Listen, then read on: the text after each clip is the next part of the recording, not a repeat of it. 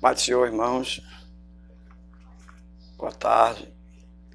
Estou aqui mais uma vez aqui na minha casa para dar uma continuidade ao estudo sobre o que é o arminianismo, certo?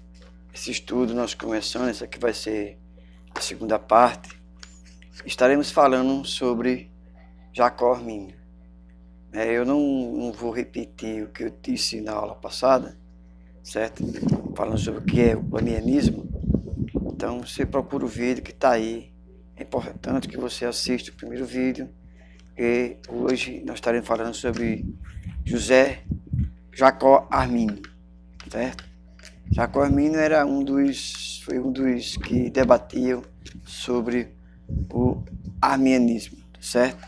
Na outra lição, na outra aula, no outro estudo, a gente deu uma pincelada a respeito do assunto, certo? Adiante, irmãos, já quero agradecer a todos vocês que se inscreveram no canal. Continue se inscrevendo, continue assistindo, tá? E inscreva, ative o sininho, tá certo? Que quando nós postarmos os vídeos, ele vai automaticamente lhe avisar. Nós também estamos com uma lição de teologia sistemática, certo? Estamos falando sobre teologia sistemática de um modo geral. Então, já estamos na 11ª lição. Então, você também pode acessar e começar a assistir essas lições. Já enviei, já gravei 11. Para a semana agora, estarei reiniciando, certo? Para continuar falando sobre a introdução ao livro do Pentateuco, certo? Bem, então não esqueça de se inscrever. Quem era Jacó Armínio? Talvez você já ouviu falar da linha da corrente da soteriologia, da corrente calvinista e da corrente arminianista, né? Então, Jacó Armínio, quem era ele? Jacó Armínio ele nasceu na Holanda, na cidade de Oudewater, no ano de 1559. Ele não conheceu seu pai, certo? Por essa razão, ele cresceu sobre os cuidados de 2 tutores. O primeiro tutor foi Teodoro Almelius, que havia sido padre, mas que se converteu ao protestantismo. Então, o primeiro tutor de Armínio foi um ex-padre, um padre que depois se transformou num cristão, num evangélico, num protestante, que na época se chamava protestante. Mas hoje são cristãos, certo? Então, Armínio, portanto, fica sob os cuidados e responsabilidade de Amelius, Aemilius, até por volta dos seus 15 anos, quando Amelius morre, e então o segundo tutor, Rudolfus Ismelius, então, entra em ação e foi o professor de filosofia em Marburgo, famoso lógico, matemático e linguístico. Então você percebe que Armínio ele era uma pessoa de um conhecimento muito bom. Ele não era um leigo. Ele foi criado por duas pessoas altamente capacitadas para o ensinar, né? Então, os benfeitores de Armínio foram, portanto, homens de elevada instrução, ok? Dessa forma, forneciam a Armínio uma sólida formação e educação. É isso que eu falei anteriormente. Armínio, ele foi formado realmente, a sua formação tinha uma linha muito boa, pessoas muito bem preparadas que ensinou Armínio. Então, Armínio teve uma infância extremamente turbulenta, assim como turbulenta também foi a época em que a Holanda vivia, pois o país buscava liberdade política e econômica, já que a Holanda estava debaixo do domínio espanhol e, consequentemente, da fé católica. Em razão dessa disputa entre a Holanda e a Espanha, é que acontece na cidade natal de Armínio o famoso o famoso, trágico evento chamado Massacre de Odevater. Nesse massacre, quando Armínio tinha aproximadamente 15 anos, a sua mãe e irmãos foram assassinados. Então você percebe que a educação de Armínio, apesar dele ser criado por dois tutores muito bons, ele tinha vamos dizer assim, teve uma infância muito, muito turbulenta. Você imagina você de uma hora para outra, com 15 anos de idade, a pessoa que ainda está na fase da adolescência, para jovem, né? Ver seu pai e seus irmãos serem assassinados. Você percebe que isso poderia ter causado um trauma muito forte, né, em Armínio. Mas a gente percebe que ele desculpe, parece que encorajou ele a buscar mais de Deus. Armínio estudou em Leyde, que é em Genebra, e Basileia, sendo que em Genebra ele estudou com Teodoro Beza, sucessor de Calvino. Então, vamos dizer assim, Armínio conheceu profundamente o calvinismo. Que o calvinismo praticamente, até tem uma Bíblia chamada Genebra, que é a linha calvinista, né? Essa Bíblia ela tem o nome de Genebra porque ela foi idealizada e realizada nesse país. Então, depois você pode comprar a Bíblia Genebra, tem um histórico desse rapaz que traduziu, que comentou a Bíblia, né? Transformando a Bíblia Genebra. O cabra é meio perturbado do juízo também. Ele era de uma seita, sabe? De algumas seitas que podemos depois até falar a respeito desse assunto, né? Mas a Bíblia Genebra, de um todo, ela não é boa, certo? Segue a linha calvinista, mas é uma Bíblia boa, certo? Muito boa mesmo. Então, veja bem, estudou na Teodoro Beza, sucessor de Calvino, pois, à conclusão dos seus estudos, Armínio, ainda solteiro e com cartas de recomendações de Beza, foi pastorear uma igreja numa cidade, certo? Ele foi consagrado a pastor e passa a pastorear a igreja reformada em Amsterdã. Logo após a sua consagração ao pastorado, ele veio se casar com Lisbeth, com a quem teve 12 filhos, né? 12 filhos, né? Então, Armínio ele teve 12 filhos, certo? Sendo que 3 deles morreram na infância. Então, na verdade, 9 sobreviveram, né? Ele pastoreou, Armínio pastoreou, e o pastorado dele durou aproximadamente 15 anos, desde 1588 a 1603. E durante esse período, ele enfrentaria, além das disputas teológicas, como eu falei na última aula, havia muito embate. Antigamente havia muito embate teológico, hoje não existe muito embate teológico. Mas antigamente existia muito embate teológico, certo? A pior peste que já havia assolado a cidade de Amsterdã. Até então, pois, em determinado dia, a peste chega a matar 1000 pessoas. A peste naquela época não tinha cura, né? Hoje é meio complicado também, mas dependendo do tratamento tem cura.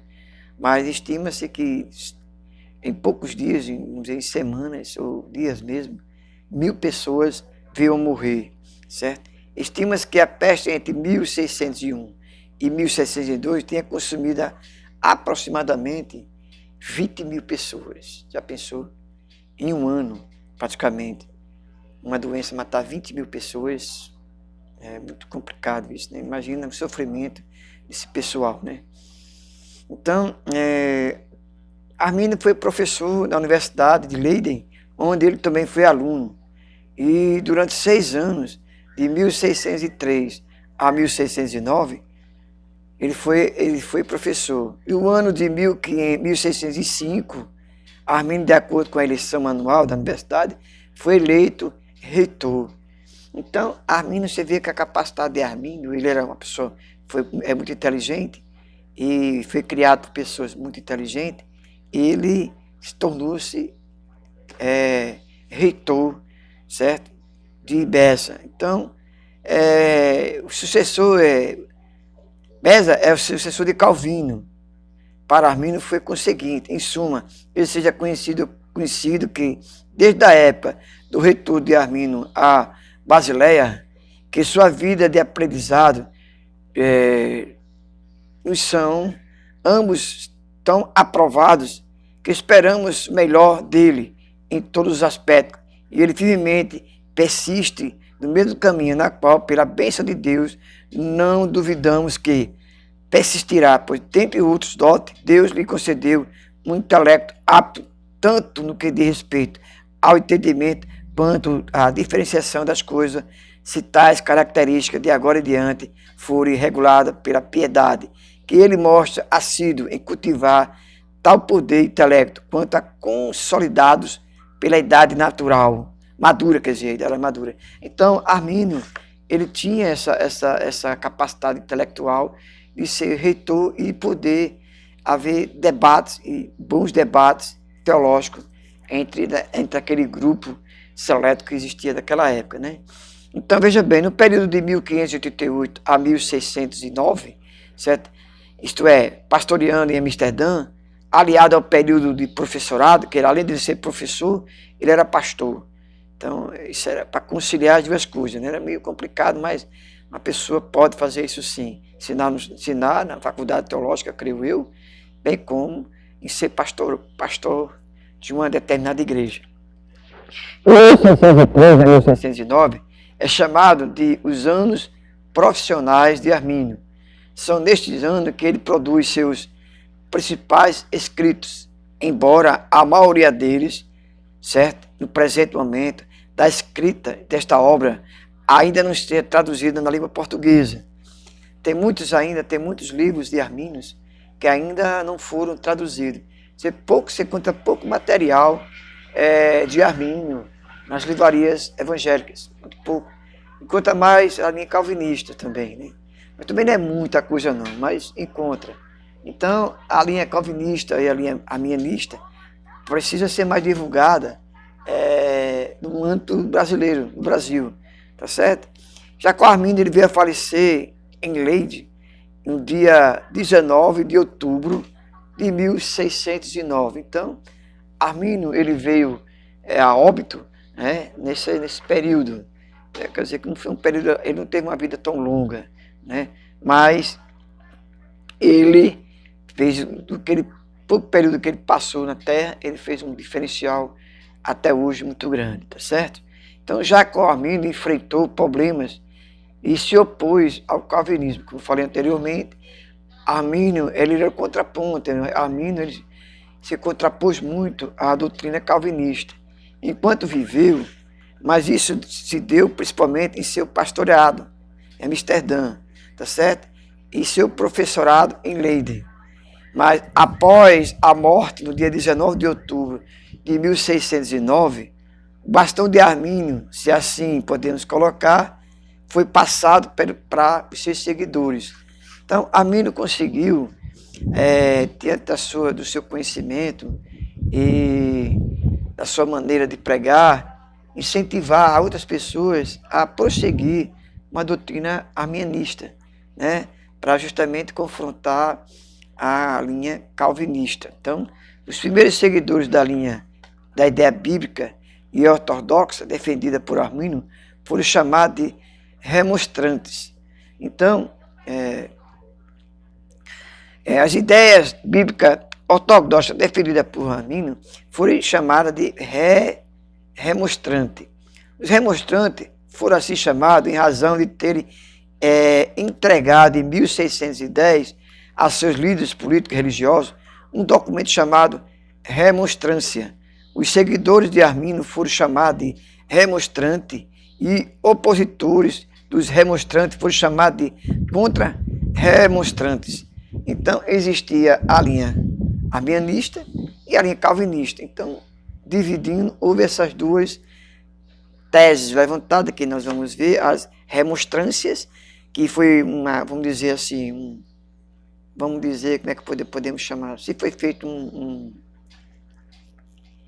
relatório, uma carta, uma tese, né? E foi entregue naquela época para os líderes religiosos. Porque naquela época os líderes religiosos, eles tinham uma responsabilidade muito grande com a sociedade. O que eles falavam tinha peso, né? Muito peso.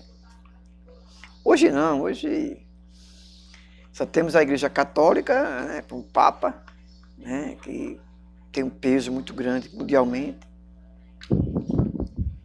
E poucos líderes evangélicos cristãos têm peso na sociedade, pouquíssimo. Quando tem, se entra na política e, fim das vezes, fazendo coisas que não agradam, né? Não faz coisas boas. Mas naquela época não, naquela época as pessoas, os políticos, ele tinha poder, sabe, de persuadir as pessoas, tá bom? Então veja bem, a remonstrância é o que nós vamos falar. O documento da remonstrância apresentou um resumo e resumiu um resumo de 5 artigos, certo? O que Jacó Arminio teria defendido com uma visão mais bíblica. Ou seja, eles apresentaram um documento, como eu te falei, uma tese, tá certo? Coerente, majoritariamente aceita, certo? E amparada pela história da igreja em relação à doutrina da salvação. Então, como a soteriologia, que é, vamos dizer assim, essa tese, esses documentos, esses argumentos, foi apresentado como uma linha mais próxima da linha da salvação. Tá certo? Esse documento ele recebeu o apoio a cerca de 44 ministros e teólogos das Províncias Unidas. Tá certo? Recebeu o apoio desses homens, importante, certo? Tanto das Províncias Unidas, dentre as quais enfatizamos John Wittenberg, John Uten Borgert, em 1557 a 1644, e fiel e grande amigo de Arminio. Simão Episcópio, em 1583 a 1643, quem futuramente viria assumir o lugar de Arminio como seu sucessor no movimento arminianista, certo? Tendo assumido o posto de professor da Universidade de Leiden em 1612. Posteriormente se tornou-se uma pessoa, também o primeiro professor da linha teológica e seminário da Remonstrantes. E Hugo Grocio, que também em 1583 a 1645, importante e influente estatista e jurista. Então, após a morte de Arminio, o movimento arminiano passou a ser representado pelos remonstrantes. Com o tempo e desenvolvimento, o Arminio passou a ter 2 grandes divisões, a saber, arminianismo de coração e arminianismo de cabeça, ou seja, arminianismo por emoção e arminianismo por inteligência. Os arminianos de coração são os verdadeiros seguidores de Arminio, tá? E também são chamados de Arminio evangélicos. Arminianos de cabeça são adeptos a uma teologia liberal, mas isso, é claro, não é a mesma coisa que dizer que o liberalismo teológico nasceu ou teve a sua origem no arminianismo, como antes crítico arminianismo equivocadamente gosta de alegar, até porque o pai da teologia liberal é alemão, Friedrich, abandonou o calvinismo sem nunca ter abraçado ou defendido a teologia arminiana, tá certo?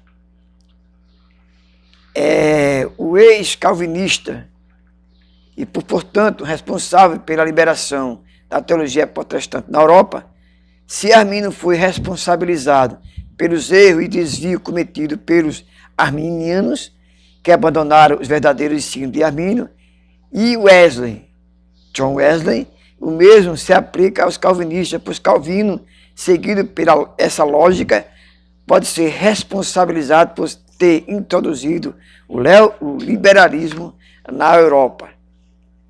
Eu acredito, sabe, que está mais para Calvino essa parte do liberalismo, né, teológico, que está acabando com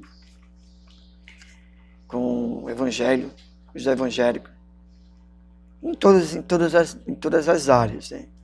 O liberalismo teológico, né, com outras correntes, são várias correntes. Então, isso, sabe, a gente precisa imaginar, crer, acreditar que esse neoliberalismo só tem danificado a igreja, tá certo? Só tem danificado a igreja, não tem vamos dizer assim, melhorado muita coisa não, tá certo? Então, nós vamos no próximo estudo, eu vou marcar aqui, vamos falar sobre os 5 artigos das remonstrâncias. Então, o próximo artigo será os 5 pontos da remonstrância em 1610. Então, nós estamos aprendendo, estamos estudando sobre o arminianismo, certo? Então, essa é a segunda lição, que você possa ter entendido. Se tiver alguma dúvida, alguma pergunta, algumas críticas, você escreve lá embaixo, tá certo? Que eu, dentro do possível, estarei respondendo as críticas, se assim for possível, e as perguntas, tá bom? Então, que Deus venha abençoar vocês, tá certo? E não esqueça de se inscrever, ativar o sininho para receber o próximo estudo, em nome de Jesus, tá bom? Uma boa tarde para vocês e um bom final de semana maravilhoso, tá bom? Que Deus abençoe. Até o próximo estudo, em nome de Jesus. Amém.